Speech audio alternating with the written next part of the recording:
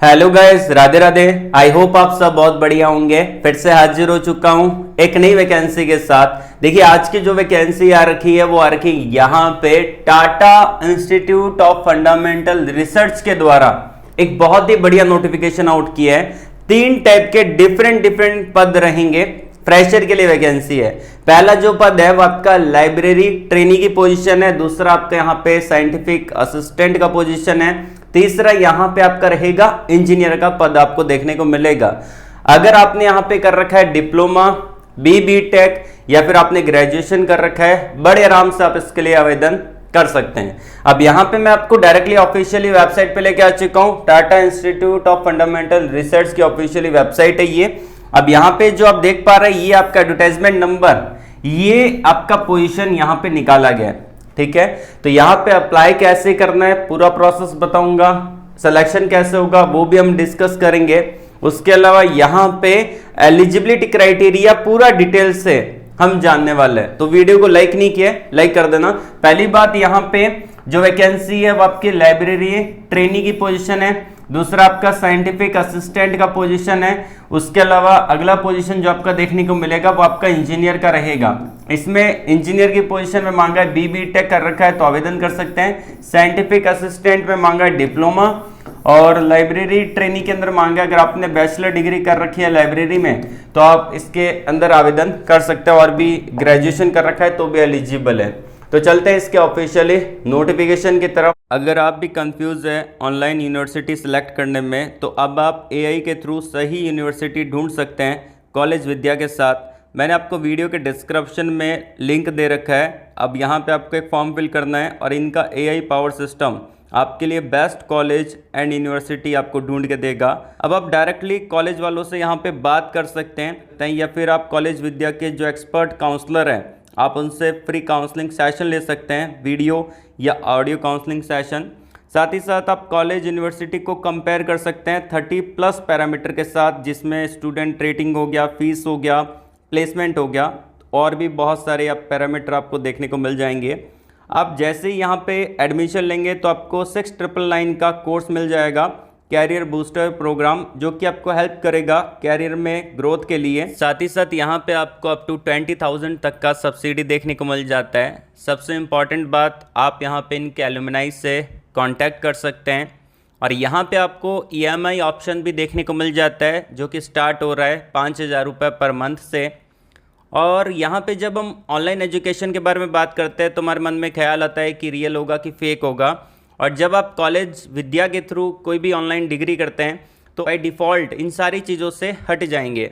जैसे ही आप एडमिशन लोगे तो आपको डे 1 से जॉब और इंटर्नशिप पोर्टल का यहाँ पे आपको एक्सेस भी देखने को मिल जाता है। और रिसेंटली कॉलेज विद्या फीचर हुआ है Jio Hotstar brand of tomorrow season 3 पर, जो ये रिकॉग्नाइज करता है कि इनका कमिटमेंट है ऑनलाइन एजुकेशन को ट्रांसफॉर्म करने का इंडिया में।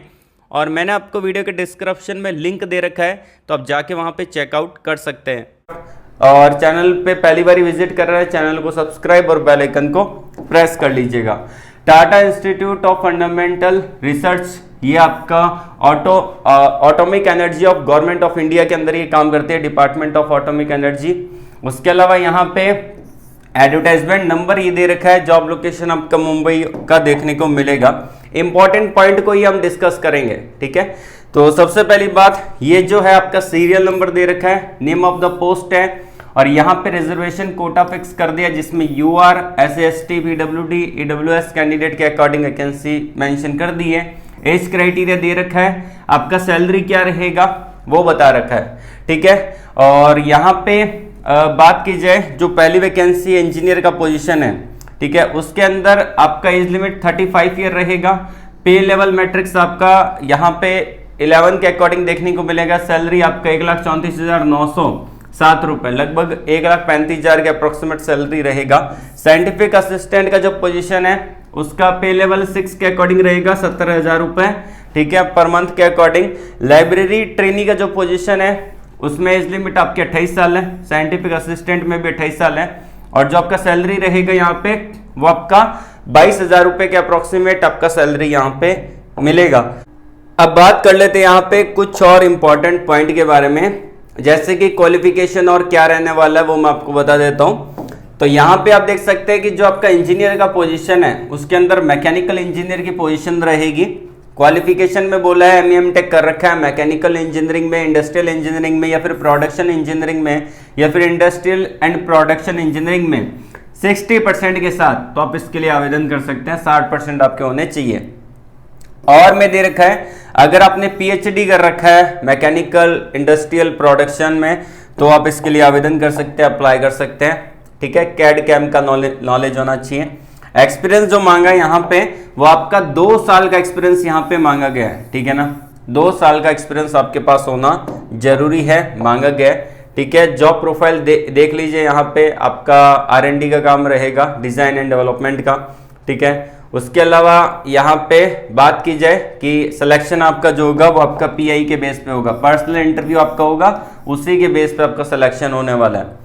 साइंटिफिक असिस्टेंट का जो पोजीशन है उसमें जो बोला है अगर आपने डिप्लोमा कर रखा है तो आप इसके लिए आवेदन कर सकते हैं, अप्लाई कर सकते हैं। ठीक है, उसके अलावा यहाँ पे मेंशन कर रखा है डिप्लोमा के अंदर आपके 60% का क्राइटेरिया होना चाहिए। डिप्लोमा आपका इलेक्ट्रॉनिक्स एंड कम्युनिकेशन से होना जरूरी है।